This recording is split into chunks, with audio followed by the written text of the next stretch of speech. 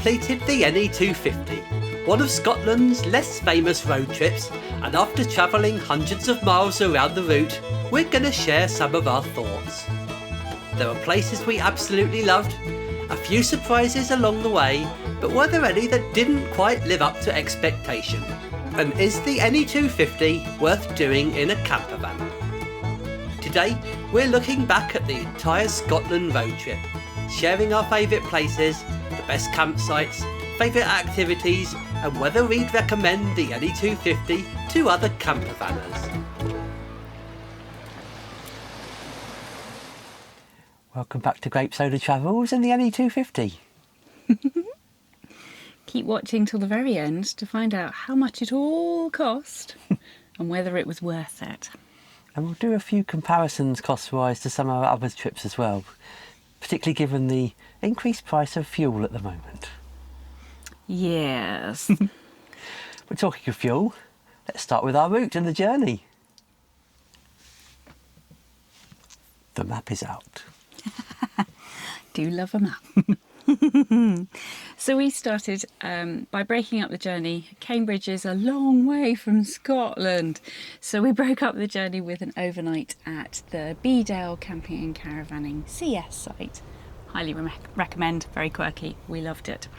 Then we went to just outside Edinburgh, which isn't 250, but we're including it for the purposes of the review. We stayed at Dromore. It was nice there, wasn't it? Nice site, yes. Yeah, more of that later. And then once leaving Edinburgh, we entered into the 250 proper, and we went to Braemar. We went through to Balmoral and Ballater, and quickly through Banchory. And we ended up in Peter Coulter. We stayed there overnight in order to explore Aberdeen. Then we continued on. Is Aberdeen technically part of the 250? No, it is not technically part of the 250. However, it was so close. Why not? Yeah, a bonus trip for us. Then we returned to the coast. Hooray! We're always in our happy place by the coast, aren't we? Up through Newborough and the lovely Seals, Crudden Bay. We stayed at Peterhead, went to the prison because they'd obviously found out about you. And then, you're welcome, and then continued on up through the coast, went to Fraserburgh, stayed right on the coast in our first Camper Air during a fantastic storm. That was fun. More coast all the way through Pennon and Crivy and Gamry. Banff we went to, through Port Soy, the lovely Cullen, another Air.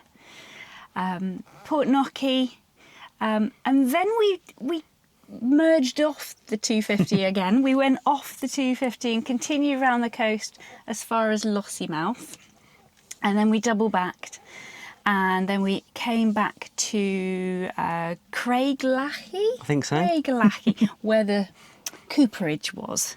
That was pretty special. Then we cut across and left the route again as we went to Granton-on-Spey, and then we came down, left completely and went off the course completely and went to Falkirk to see the Kelpies. That was our last night in Scotland. Sad. And then we had an overnight in Northumberland, didn't we? So we covered most of the 250. We didn't do bad. There was a little bit we missed there and a little bit that we missed here, cutting across the Cairngorms. But we did pretty good. So there's more to come back to.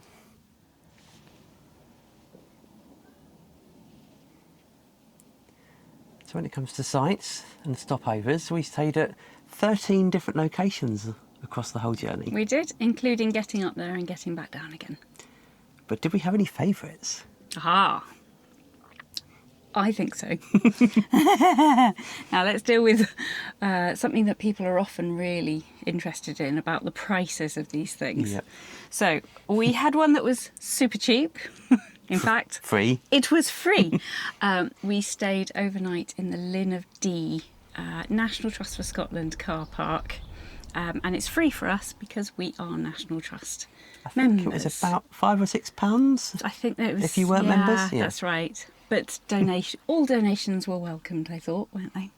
So that was nice and cheap. But we also had quite an expensive one in order to get up to there. That was Drumore. Just outside of Edinburgh. Yes. Lovely site, though. Lovely site. And convenient for us. Yes. Easy to get in and out of the city. Yes, it was great for Edinburgh. And I believe it's recently won Scotland's best campsite. Well I'll done go then. back. Yes, me too. What was your favourite? My favourite, and it not necessarily because it's the most beautiful campsite in the whole wide world, but it was somewhere I really wanted to go. And that's the park up at the Kelpies in Falkirk. I'd been looking forward to seeing them for such a long time. It's literally a car park, but I loved it. What about you? It's hard, isn't it? Because there's so many different places that we stayed at this time. So I think I would struggle to choose between the Forest Park up in the Linn of Dee and down on by the sea at Cullen. Ah, Cullen. Good choices. Maybe I'd pick Cullen if I had a push, if I had to really choose between the two. And we didn't really have any bad sites, did we? No. There is nowhere that we'd say, don't go there. No, I'd go back and use all of them again. Yes, indeed. Is that just luck or good research? Good research and some luck. I was going to say well done me, but okay. Brace yourself. Here comes a quick montage of some of the amazing places we visited and things we did. We'll be right back.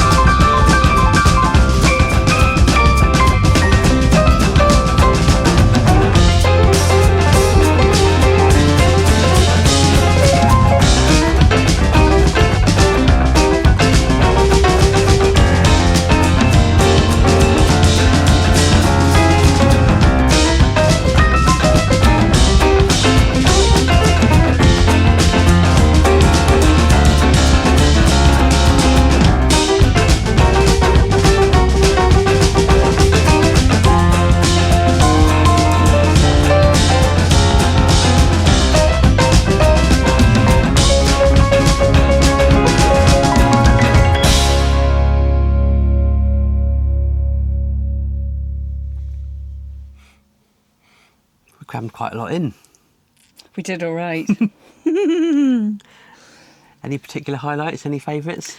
Oh, gosh, so many to choose. Now, again, somewhere I'd wanted to go to for a very long time.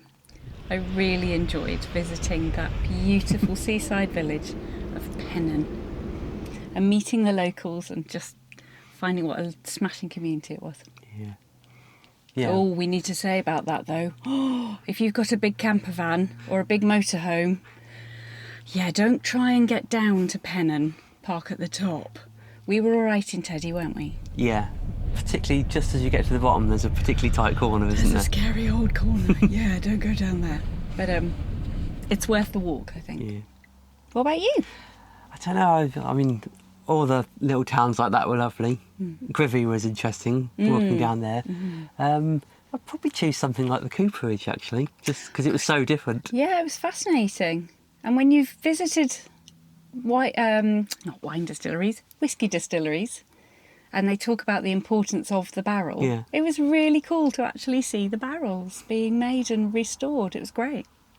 And again, I don't think we really went anywhere that you think that was a waste of time or a waste of effort. I wouldn't bother with that. No, there's nowhere I'd cross off the list. No. The prison was interesting as well, wasn't it? Oh yes, that was very fascinating. What an unusual place to go and visit.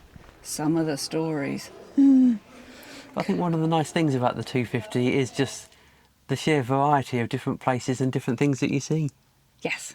Yes, it's not a go here for only castles or there will be beautiful views, but that's about it. It's a real eclectic mix, isn't it? I think more so than the other parts of Scotland that we've been to before as well, to some extent. Indeed, yes. Plus, when you go to Portsoy, you make a new friend, don't you? Oh, the Portsoy cat. Plus we did okay for ice cream this year. Yeah, we did. As we said, we'll come to the costs in a little bit, but it won't be a big surprise that our biggest cost was food and eating out. I think they know us by now, don't you? Yeah, it's always eating out. But that does include cups of tea, lunches, drinks at the pub. Yes. Yes, we weren't just living it up with 4-course meals, were we? Not all the time. No. Did you have a favourite meal? Oh, what is it with me and things I've wanted to do for a long time? Proper Cullen skink in Cullen when we went to the Cullen Bay Hotel. That was a really lovely day and it was a great meal at the end of it. What about you? Are you going to be classy? I think I'm going to be the opposite of classy. That's a surprise. I'm not sure if this counts, but I think I'd choose the Chinese takeaway that we had delivered to the van on the outskirts of Aberdeen. You are funny. It was exceptionally good food. Yeah. And it had 5 fortune cookies. Yeah. I've still got some of them. And there's something nice about being in the van, having food delivered when it's raining outside. Oh yes, it was a drizzly day, wasn't it? Yeah. But we certainly ate in some good places We sure during did. the trip, didn't we? Yeah, so if you're a foodie, there are places for you here. So if you're maybe planning a trip, what would our hints and tips be? What are the key things to think about? Well, if you have a Naomi in the house, I would ask her to do a lot of research before you leave home. I'm not going to give any hints and tips on whether I think that's a good idea or not. Yeah, one Naomi in one house is enough. So I do love a good old Google, but I also like a guidebook. So here are some that I used while we were away. If you want to get one, I will leave all of the details in the description below. So we've got a rough guide to Scottish Highlands and Islands. It doesn't sound like it should include this area. It does. This is a really interesting one. This is Scotland the Best by Peter Irvin. This does things slightly different. It doesn't arrange it by area, it arranges it by thing. So for example, the best tea rooms and coffee shops. And then what you can do is you can actually, when you know where you're going, you head to the index and you look up the places that you're going and find out if the best tea shop is on your route. And I think the one that everybody talks about is Martin Dorey's Take the High Road to Scotland. Very good books and beautiful too. They're just so inspiring. They want you to pack a bag and go immediately. I would advise you to go and say hello to our lovely friends at NE250. We made friends with them while we were there. They have a very useful website of places to go, and you can pick up one of these very handy maps. You can either request it and get it posted to your house, or you can wait until you get there and find one in a tourist information office. It's a van-friendly route on the whole, isn't it? It is, yes. As you may know, Teddy is a 6-metre Fiat Ducato based van, and he fits fine. I don't think we went many places where you would struggle in a larger van or a motorhome. No, really Pennon, I think, is the place. Yeah. And some of the little places, if you're in a caravan, I'd just be a little bit extra cautious about your towing. But it's not the middle of nowhere, is it? One of the things we tend to do on all our trips wherever we're going is to do some research on car parks in terms of Google Street Map and other things like that. And we did get caught out though. Do you remember? Because I always look for height restrictions. But I don't look for, and I will do now, oh, yes, width restrictions. Because there was 2 car parks we couldn't get into. Yeah, or didn't feel brave enough to get into. We possibly could have done, because they were 1 centimetre wider than Teddy. We decided not to risk it. But yeah, it's not a tricky route, is it? No. 2.3 metres. Now, our trip was 2 weeks, and that is probably just about the right amount of time. You could definitely spend more time. You could do it a little bit quicker, but I think you'd end up missing out on too many things. Yes, I think that would be a mad rush to do less than 2 weeks. Yeah. If we could push all the way to the 3 weeks, that would be lovely. Yeah. Because, like you said, there's a whole chunk of the route that crosses the Cairngorms that we just didn't have time for. Yeah.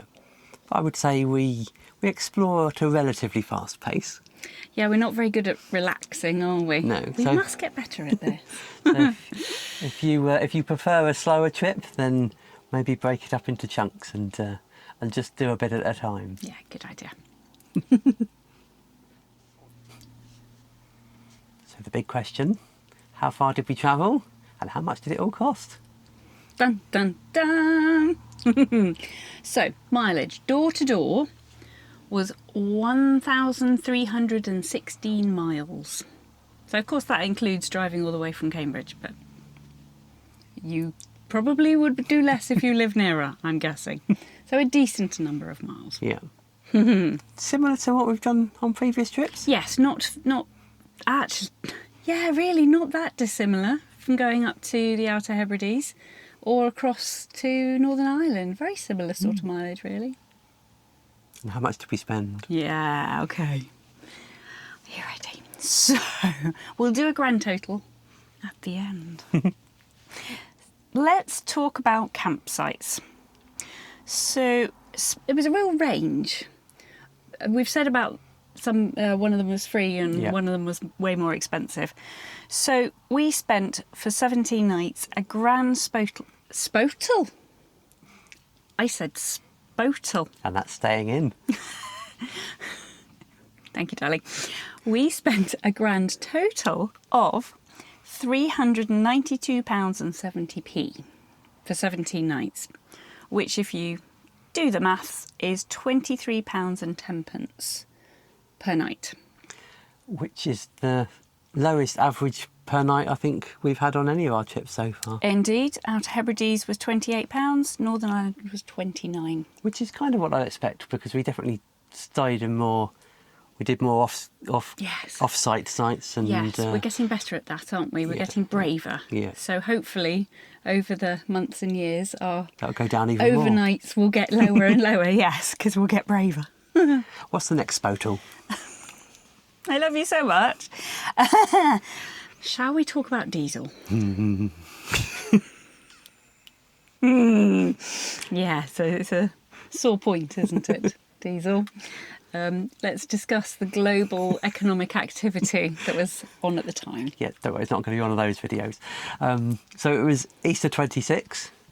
And if you're watching this in the future, that was the time of the conflicts in Iran, when oil prices and petrol prices and diesel prices went up quite high. Yeah, thanks for that. Cheers. So, yes, I think it's fair to say fuel costs were at a much higher place than they have been for any of our other trips. So we were expecting this to be higher than normal. I didn't expect it to be quite as bad as it turned out to be. So we spent £294 on diesel, which turns out to be 22p a mile. Yeah.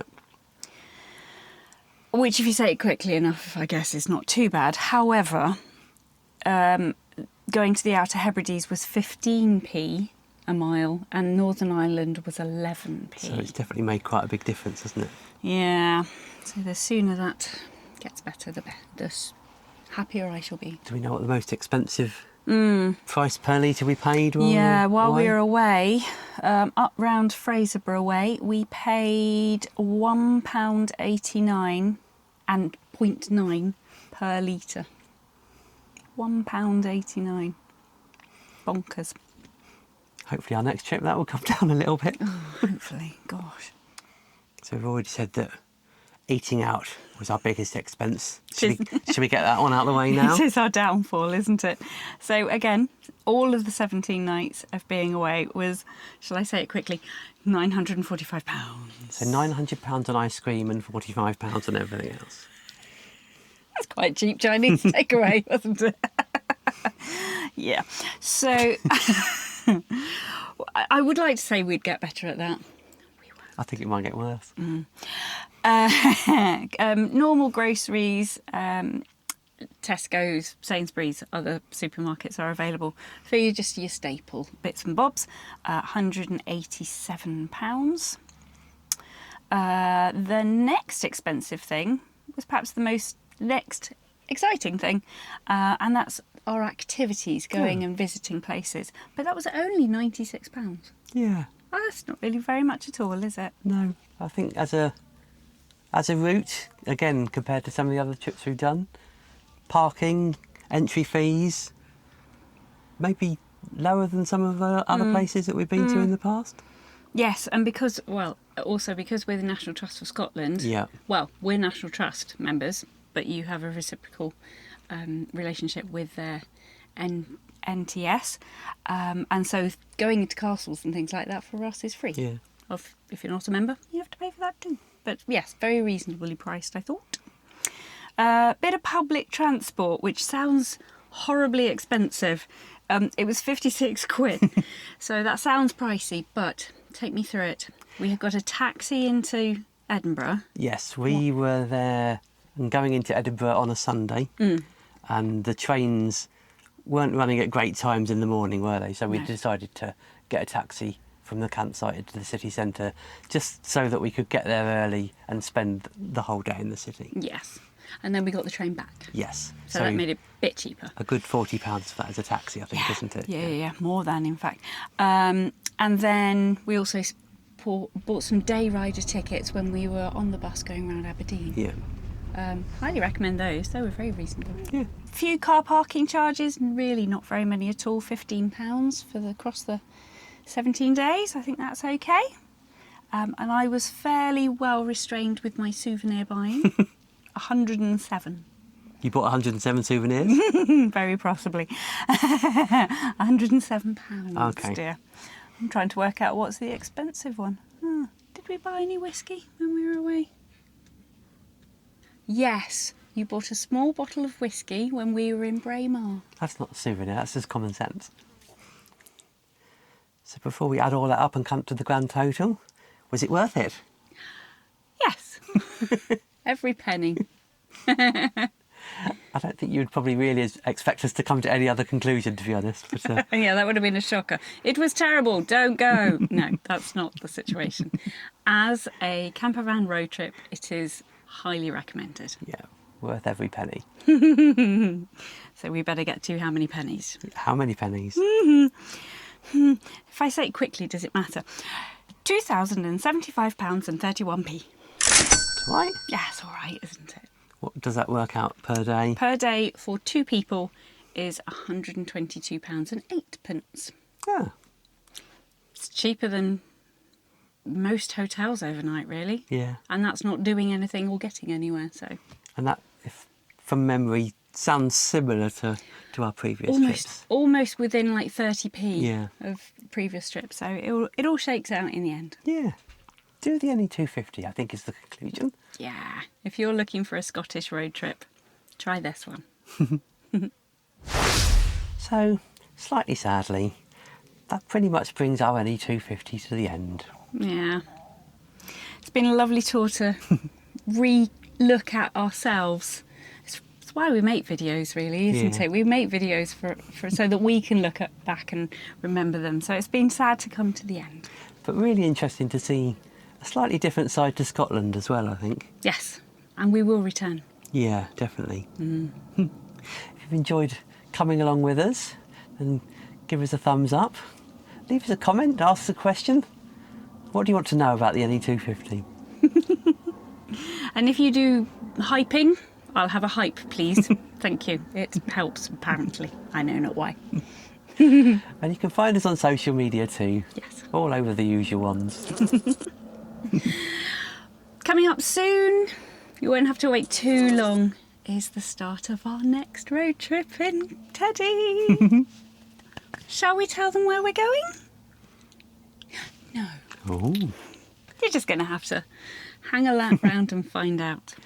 And if you're not subscribed, why don't you have a subscribe and ding the notification bell? And then when we do go on our next adventure, you'll get a little message popping up and tell you all about it. Be one of the first to find out. And we'll see you then. Goodbye.